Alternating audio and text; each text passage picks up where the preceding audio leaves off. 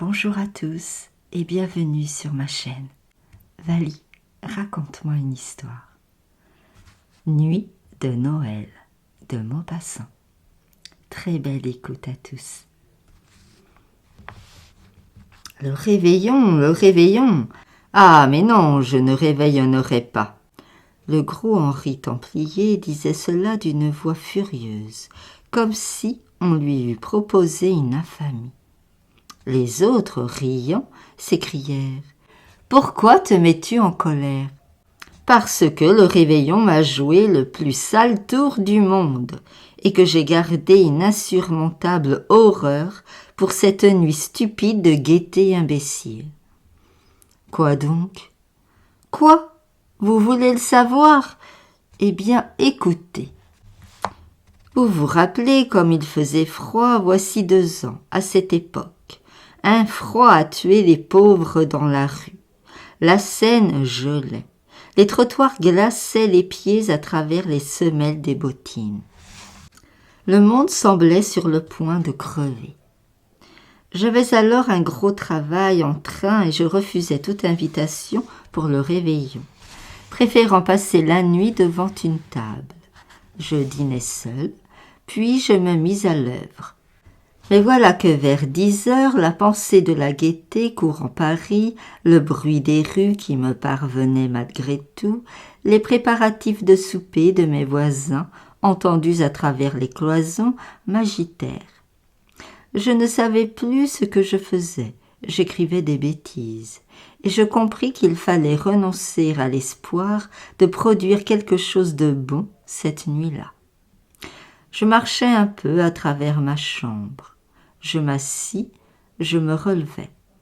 Je subissais, certes, la mystérieuse influence de la joie du dehors, et je me résignai.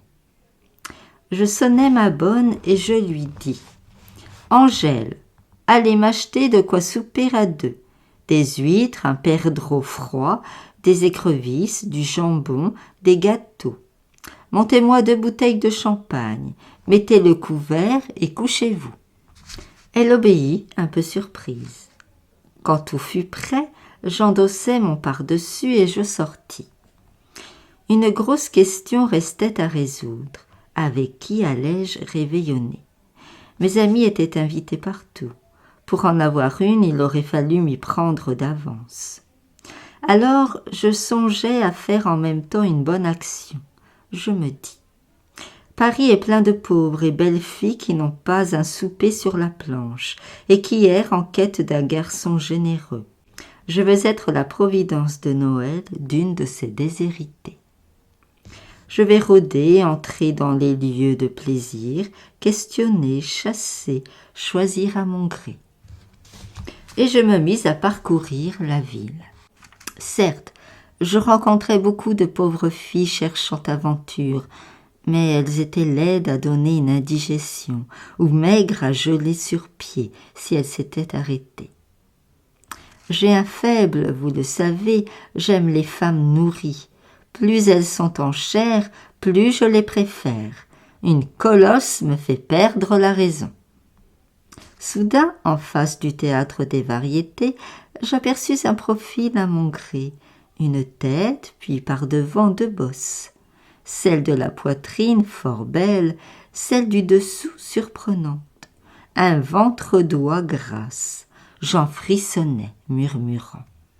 Sacristi, la belle fille. Un point me restait à éclaircir, le visage. Le visage, c'est le dessert, le reste, c'est le rôti. Je hâtai le pas.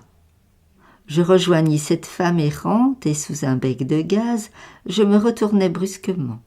Elle était charmante, toute jeune, brune, avec de grands yeux noirs. Je fis ma proposition qu'elle accepta sans hésitation.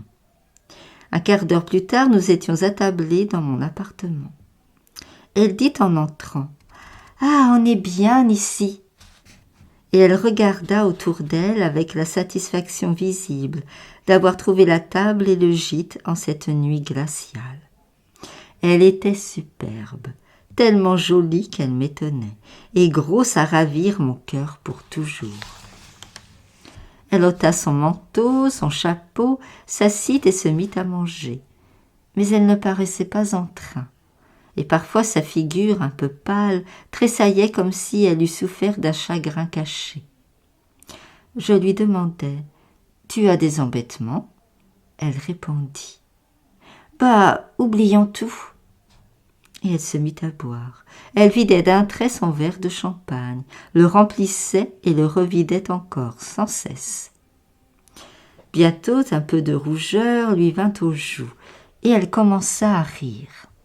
Moi, je l'adorais déjà, l'embrassant à pleine bouche, découvrant qu'elle n'était ni bête, ni commune, ni grossière comme les filles du trottoir.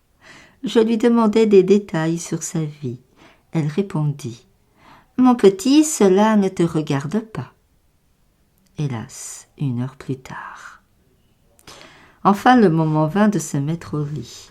Et pendant que j'enlevais la table dressée devant le feu, elle se déshabilla hâtivement et se glissa sous les couvertures.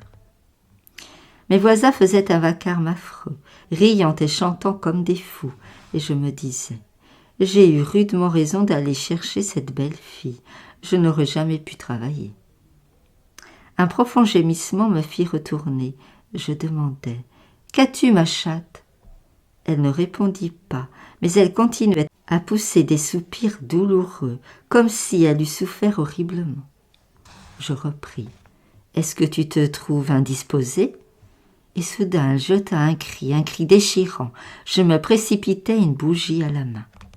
Son visage était décomposé par la douleur, et elle se tordait les mains, haletante, envoyant du fond de sa gorge ces sortes de gémissements sourds qui semblent des râles et qui font défaillir le cœur.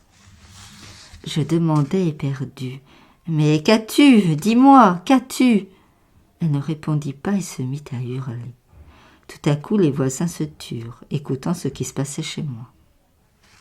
Je répétais « Où souffres-tu ? Dis-moi, où souffres-tu » Elle balbutia « Oh, mon ventre, mon ventre !» D'un seul coup, je relevai la couverture et j'aperçus. Elle accouchait, mes amis. Alors je perdis la tête. Je me précipitai sur le mur que je heurtai à coups de poing de toute ma force en vociférant. « Au secours! Au secours !» Ma porte s'ouvrit. Une foule se précipita chez moi. Des hommes en habits, des femmes décolletées, des pierrots, des turcs, des mousquetaires. Cette invasion m'affola tellement que je ne pouvais même plus m'expliquer. Eux, ils avaient cru à quelque accident, à un crime peut-être, et ne comprenaient plus. Je dis enfin, cette femme qui accouche. Alors tout le monde l'examina, dit son avis. Un capucin surtout prétendait s'y connaître et voulait aider la nature. Ils étaient gris comme des ânes.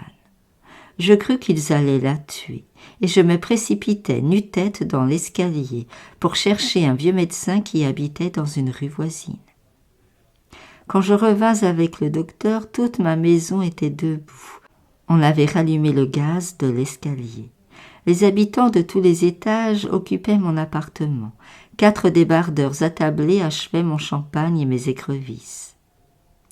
À ma vue, un cri formidable éclata, et une laitière me présenta dans une serviette un affreux petit morceau de chair ridée, plissée, geignante, miaulant comme un chat. Et elle me dit « C'est une fille !» Le médecin examina l'accouchée, déclara douteux son état, l'accident ayant eu lieu immédiatement après un souper, et il partit en annonçant qu'il allait m'envoyer immédiatement une garde-malade et une nourrice. Les 2 femmes arrivèrent 1 heure après, apportant un paquet de médicaments. Je passai la nuit dans un fauteuil, trop éperdu pour réfléchir aux suites. Dès le matin, le médecin revint. Il trouva la malade assez mal. Il me dit « Votre femme, monsieur… » Je l'interrompis. « Ce n'est pas ma femme. » Il reprit « Votre maîtresse, peu m'importe. » Et il énuméra les soins qu'il lui fallait, le régime, les remèdes. Que faire? Envoyer cette malheureuse à l'hôpital? J'aurais passé pour un manant dans toute la maison, dans tout le quartier. Je la gardai. Elle resta dans mon lit 6 semaines. L'enfant, je l'envoyais chez des paysans de Poissy. Il me coûte encore 50 francs par mois. Ayant payé dans le début, me voici forcé de payer jusqu'à ma mort.